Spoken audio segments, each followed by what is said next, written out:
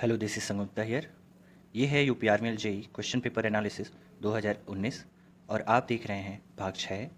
इससे पहले के भाग अपलोड किए जा चुके हैं और उनकी लिंक मैं डिस्क्रिप्शन बॉक्स में दे देता हूं। अगर आपने नहीं देखा है तो वहां से वीडियो ज़रूर देखें, ये आपके लिए बहुत ही लाभदायक है। क्वेश्चन पर आगे बढ़ते हैं। पहला क्वेश्चन है, moment of inertia of circular plane lamina about its centroidal X axis is given by. Question पूछ रहा है कि एक सर्कुलर प्लेन है, उसका एक्स एक्सिस के अबाउट जो सेंट जो मोमेंट ऑफ इनर्शिया होगा वो कितना होगा। तो मोमेंट ऑफ इनर्शिया जो होता है सर्कुलर प्लेट के लिए वो होता है पाई डी पे पावर 4 डिवाइड बाय 64। अगर हम यहाँ पे वैल्यू रखें d is equal to 2r तो हमें ये मिल जाता है पाई आर स्क्वायर आर पे power 4 divide by 4। That is option number 1 is the correct answer. Now move to the next question. Question is, a simply supported beam of span 3 meter carries point load of magnitude 10 kilonewton each at 1 meter and 2 meters from left support. Magnitude of shear force at the left support is। Question में बोला है एक simply supported beam है जिसका span कितना दिया है, 3 metre का स्पान दिया है और ये कहना चाहता है लेफ्ट सपोर्ट से क्रमशः 1 मीटर और 2 मीटर की डिस्टेंस पर 2 पॉइंट लोड लग रहे हैं। ठीक है, जिनका मैग्नीट्यूड कितना है 10 किलो न्यूटन का दोनों का मैग्नीट्यूड है। ठीक है, अब ये क्वेश्चन में पूछना चाहता है कि लेफ्ट एंड पर शियर फोर्स कितना लगेगा। ओके, लेफ्ट एंड पर शियर फोर्स कितना लगेगा। तो लेफ्ट एंड पर शियर फोर्स निकालने के लिए हम सॉल्यूशन की तरफ बढ़ते हैं। जैसे मैंने लाइन डायग्राम बना लिया है सिंपली सपोर्टेड बीम का, लोड दिखा दिए हैं कैसे लोड लगता है। अब हम इक्विलिब्रियम इक्वेशन लगाएंगे और यहाँ पे क्या करते हैं, summation of vertical forces should be 0। Okay, उसके आधार पे हमने देखा वर्टिकल लोड कौन कौन से लग रहे थे। एक तो 2 रिएक्शन लग रहे थे आर ए और R B, that should be equal to 20 kilonewton. जो लोड आ रहे हैं उनको उनका समेशन और summation of moment should be 0। ये भी इक्विलिब्रियम इक्वेशन है। ठीक है, तो पॉइंट ए पर अगर हम मोमेंट निकालना चाहें पॉइंट ए पर, तो यहाँ से हम लोग क्या पाते हैं, जब सॉल्यूशन हम लोग करेंगे तो आर बी की वैल्यू हमें मिल जाएगी 10 किलो न्यूटन की और आर ए की वैल्यू कितनी मिल गई 10 किलो न्यूटन की, और यही हमारा क्या होगा शियर फोर्स होगा। That means option number 3 should be the correct answer. Now we move to the next question. That is, if per capita contribution of suspended solid and BOD are 100 gram and 50 gram respectively, ठीक है, find the population equivalent of 20,000 LPD of waste containing 1000 mg of suspended solid. Okay, हमें क्या निकालना है, हमें निकालना है population equivalent. ठीक है, तो हमें पहले पता होना चाहिए पॉपुलेशन इक्विवेलेंट होता क्या। जैसे क्या होता है, जैसे सीवेज होता है। ठीक है, तो सीवेज में 2 टाइप का सीवेज होता है। एक तो डोमेस्टिक हम लोग बांटते हैं, डोमेस्टिक सीवेज यानी जो घरेलू सीवेज होता है। ओके, और एक इंडस्ट्रियल सीवेज होता है। ठीक है, जो इंडस्ट्री के कचरा वगैरह होते हैं वो। ठीक है, अब देखना जो डोमेस्टिक सीवेज होता है उसका जो बीओडी होता है as compare to industrial sewage कम होता है और इंडस्ट्रियल सीवेज का बहुत ज़्यादा होता है। जैसे डोमेस्टिक का अगर हम देखें तो कितना होता है 70 से 90 ppm के आसपास होता है।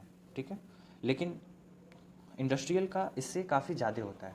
ठीक है, अब क्या होता है, जो म्यूनसिपाल्टी है वही काम देखती है सब कुछ वाटर ट्रीटमेंट का। ठीक है, तो वो इंडस्ट्रीज़ पे कुछ चार्ज लगाती है, क्योंकि बीओडी अगर ज़्यादा होगा तो जाहिर सी बात है यूनिट्स पे लोड भी बहुत ज़्यादा आएगा और यूनिट्स पे लोड ज़्यादा आएगा तो वहाँ हर जगह खर्चा बढ़ेगा। ठीक है, अब ये क्या होता है, इंडस्ट्री में जो सीवेज आता है उसका जो बीओडी होता है वो निकाला जाता है डोमेस्टिक सीवेज में जो पर हेड बीओडी मिलता है उसके आधार पे। ठीक है, और तो इसके आधार पे हम क्या निकालते हैं, हम निकालते हैं पॉपुलेशन इक्विवेलेंट। यानी जो हमारा ऊपर साइड रहेगा, यहाँ पे ऊपर साइड ये पोर्शन में जो रहेगा वो प्लांट में जो हमारा इंडस्ट्रियल यूज़ से निकलेगा बीओडी वो रहेगा, और नीचे क्या रहेगा, नीचे पर पर्सन कितना बीओडी कंट्रीब्यूशन हो रहा है वो रहेगा। तो हमें क्या मिल जाएगा, हमें मिल जाएगा पॉपुलेशन इक्विवेलेंट। ठीक है, जैसे कि यहाँ पे क्वेश्चन में दिया था कि कितना मिल रहा है, जैसे यहाँ पे दिया था 20,000 LPD और कितना वेस्ट कंटेनिंग है इतने mg। ठीक है, और इसमें सस्पेंडेड सॉलिड कितना दिखा रहा था 100 ग्राम का। ठीक है, तो अब हमें मिल गया ये क्या है, ये किसका है, ये डोमेस्टिक का है। ठीक है, और ये किसका है, ये जो है वो है इंडस्ट्रियल का। तो हमें अगर निकालना है पॉपुलेशन इक्विवेलेंट तो हम क्या करेंगे, इंडस्ट्रियल अपॉन डोमेस्टिक। तो इंडस्ट्रियल निकालने के लिए ये कितना हो जाएगा 20,000 20,000, सॉरी यहाँ पे 2 लाख हो गया, 20,000 है ये, ठीक है। 20,000 इंटू 1,000, यहाँ ध्यान देना ये mg पर लीटर है, ठीक है। और इसको हम लोग क्या पहले ग्राम में चेंज करेंगे, और जब इसको सॉल्व करेंगे तो हमारा कितना आ गया पॉपुलेशन इक्विवेलेंट, ये आ गया हमारा 200, ठीक है। यहाँ पे एक पॉइंट नोट मैंने किया है, इसे ध्यान दीजिएगा, आने वाले एग्जाम में पूछ भी सकता है, ठीक है। तो हमारा यहाँ पे आंसर कितना आ गया, दैट इज थर्ड आंसर 200, ठीक है। Now move to the next question. The plinth projection for the wall is calculated as, पूछ रहा है कि वॉल के लिए जो प्लिंथ प्रोजेक्शन होता है वो कैसे कैलकुलेट किया जाता है। ऑप्शन है difference between plinth area and carpet area, नहीं ये गलत है। Difference between width of plinth and width of wall, नहीं ये भी गलत है। Half the difference between width of plinth and width of wall, हाँ ये सही है। जैसे होता क्या है, अगर हम बात कर रहे होंगे फाउंडेशन लेवल से ऊपर आने की, जैसे फाउंडेशन लेवल से हमारा ऊपर आए, ये हमारी प्लिंथ वॉल है, ठीक है। ये हमारा अगर ग्राउंड सरफेस इसको मान लें, ये हमारी प्लिंथ वॉल है और इसके ऊपर हमारा वॉल है, ठीक है, ओके। ये हमारी प्लिंथ वॉल है, ठीक है। अब इसमें क्या दिया है, half the difference between width of plinth and width of wall, ठीक है। तो उसी के क्या बोलते हैं, उसी को बोलते हैं जैसे हाफ डिफरेंस बिटवीन कितना, हाफ, ये हाफ हो गया, ठीक है। अब ये प्लिंथ वॉल का हाफ और ये जो वॉल हमने बनाया है सुपर स्ट्रक्चर में उसका हाफ, दोनों का जो डिफरेंस होगा वो कितना होगा, यही तो डिफरेंस बताएगा। तो ये जो पोर्शन है, ये जो पोर्शन है वही हमारा जो है वो क्या बता रहा है, वही बता रहा है हमारा प्रोजेक्शन, प्लिंथ प्रोजेक्शन या फिर प्लिंथ ऑफसेट बताता है, ठीक है। जनरली ये कितना रखा जाता है, 5 सेंटीमीटर के आसपास रखा जाता है।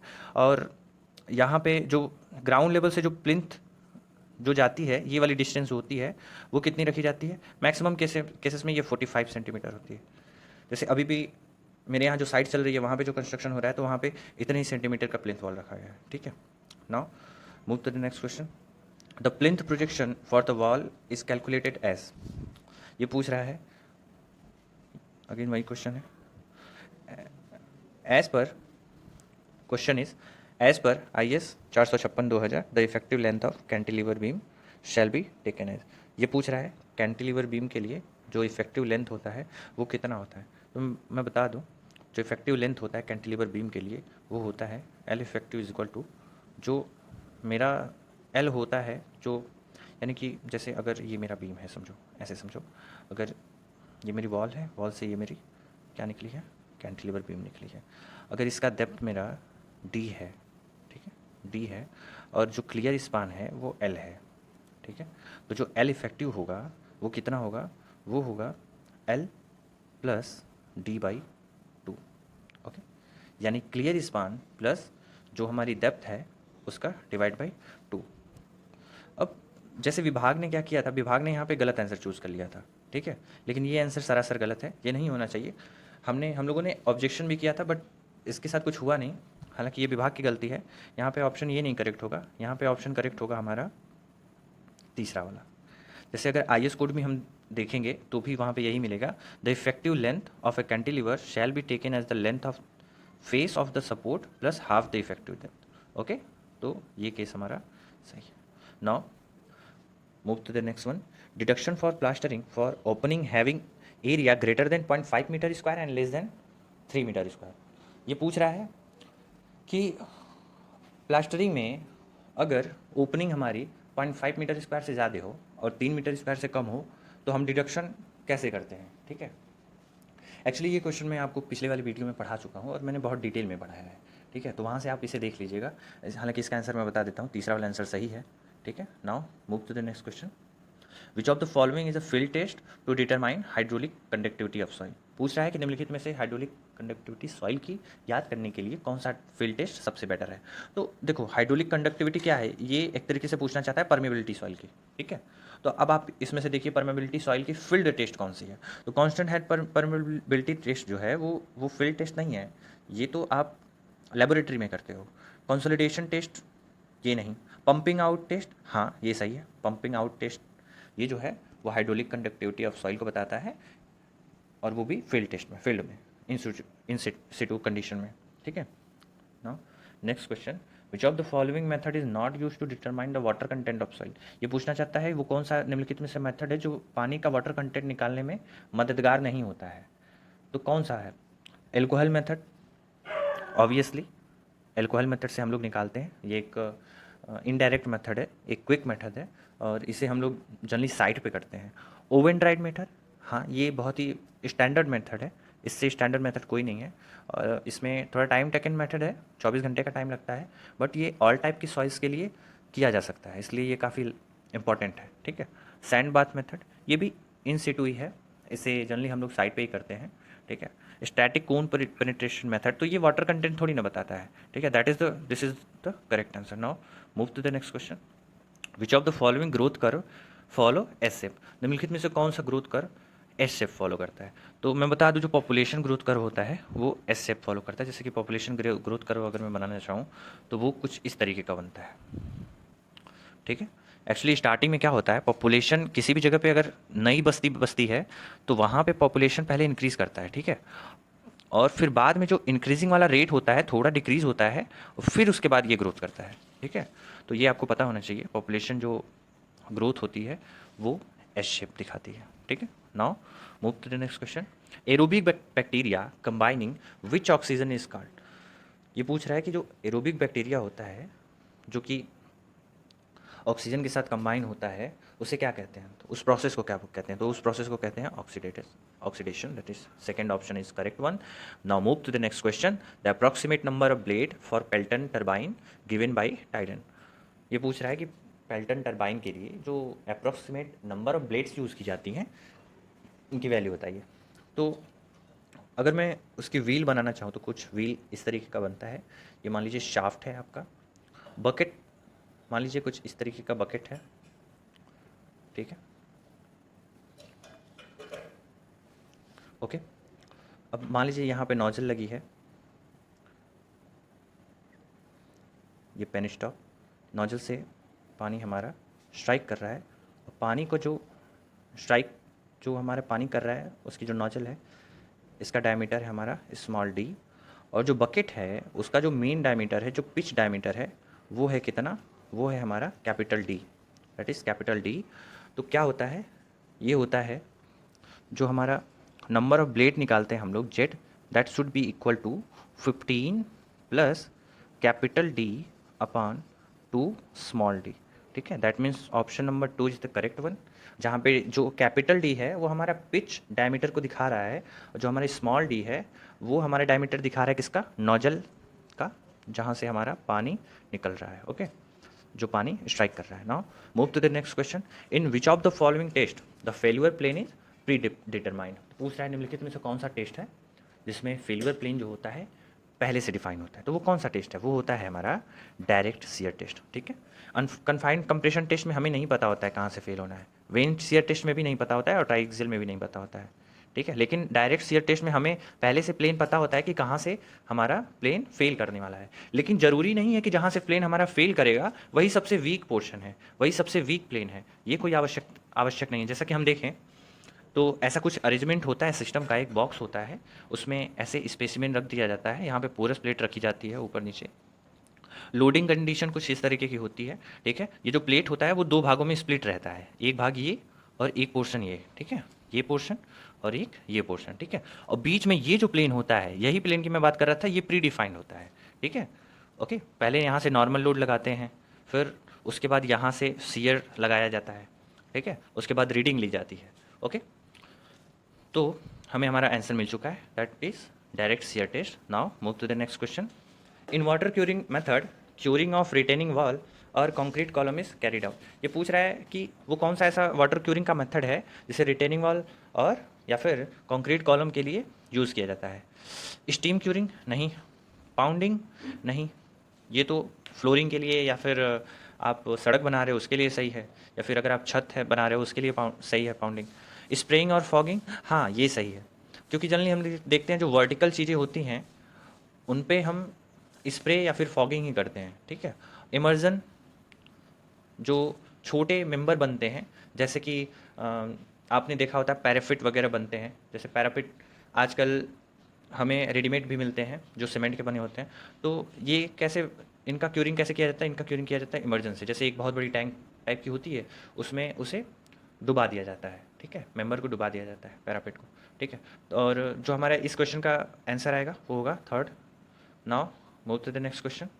ओके, यहाँ पे एक चीज़ मैं बताना चाहता हूँ स्टीम क्यूरिंग के बारे में।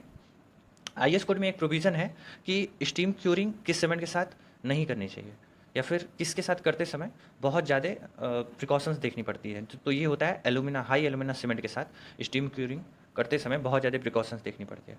Now we move to the next question. That is, a cantilever beam of span 6 meter is subjected to a point load of magnitude 40 kilonewton at the free end. Deflection at the free end will be। ये पूछ रहा है कि ये cantilever beam है 6 metre span का, ठीक है, और इसमें क्या है, इसमें पॉइंट लोड लग रहा है 40 किलो न्यूटन का फ्री एंड पे। ओके, तो ये पूछ रहा है कि फ्री एंड पर कितना डिफ्लेक्शन आएगा, जो मैक्सिमम डिफ्लेक्शन होगा वो कितना आएगा। तो जैसे हमने फिगर बना लिया क्वेश्चन के हिसाब से, ठीक है। तो यहाँ पे हमने कैंटिलीवर बीम बनाया है, यहाँ लोडिंग कंडीशन दिखाई है। फॉर्मूला देखते हैं हम लोग डिफ्लेक्शन का फ्री एंड पे क्या होता है, WL²/3 है। हमने सॉल्व किया तो कितना आ गया, 2880/EI। That is option number 3 is the correct answer. Now move to the next question.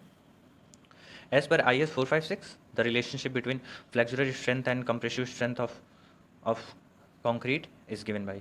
ये पूछ रहा है IS 456 में जो फ्लैक्सुरल स्ट्रेंथ होता है और कंप्रेसिव स्ट्रेंथ होता है उसमें क्या रिलेशन होता है। तो उसमें रिलेशन क्या होता है, हम जानते हैं FCR = 0.7 के।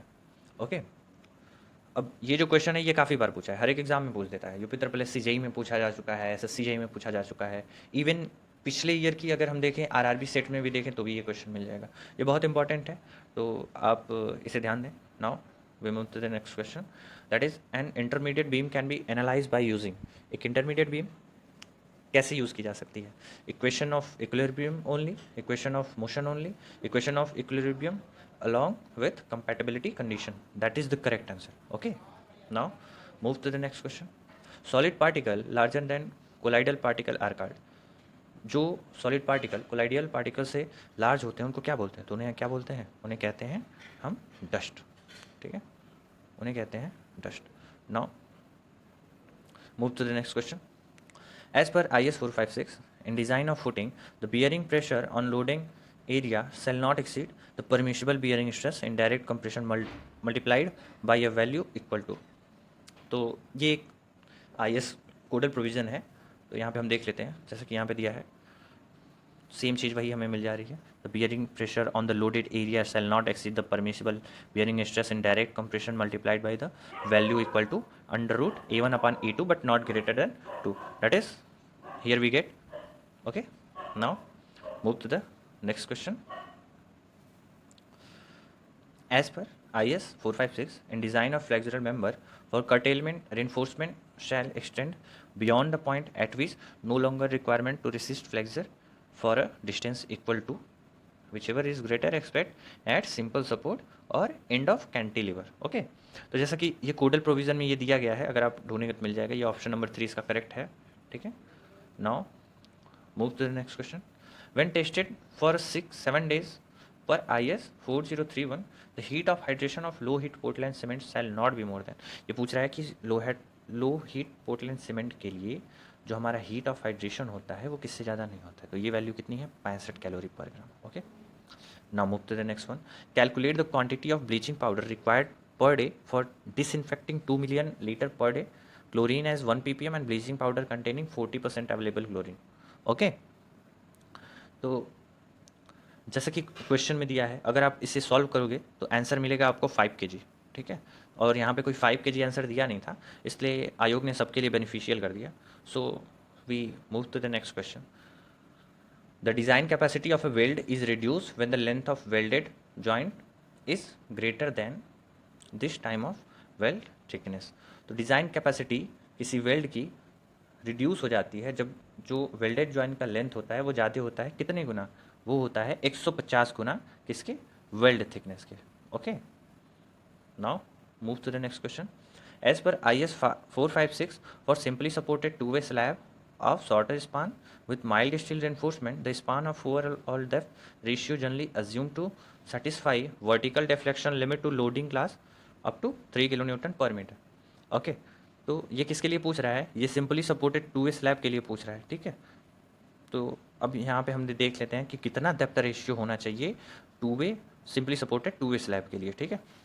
तो जैसा कि यहाँ पे आप लोग देख रहे हैं, और two way slab shorter span दे दिया जैसा कि क्वेश्चन में दिया था, माइल्ड स्टील रिइंफोर्समेंट यूज हो रहा है, span over all depth ratio given below generally भी assume safely vertical deflection limit, loading up class up to 3 kilo newton per metre square जैसा कि क्वेश्चन में दिया था, ठीक है। तो सिंपली सपोर्टेड स्लैब के लिए कितना होता है, 35 होता है, कंटिन्यूस स्लैब के लिए कितना होता है, 40 होता है। तो हमारा हमने हमसे क्या पूछा था, simply supported slab, that is 35 should be the correct answer, not 35 should be the correct answer, this is the correct one, okay.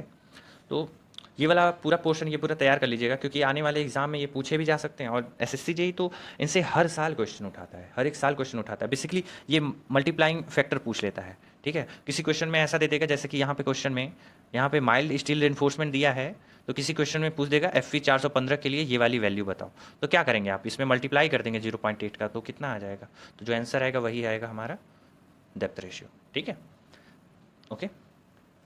Thank you very much, हमारा वीडियो देखने के लिए धन्यवाद। और अगर आपको वीडियो पसंद आ रही हैं तो हमारे चैनल को सब्सक्राइब करिए, बेल आइकन को दबाइए और लाइक करिए। अगर कोई आपको क्वेरी है किसी तरीके की तो आप कमेंट बॉक्स में कमेंट कर सकते हैं। Thank you very much, God bless you.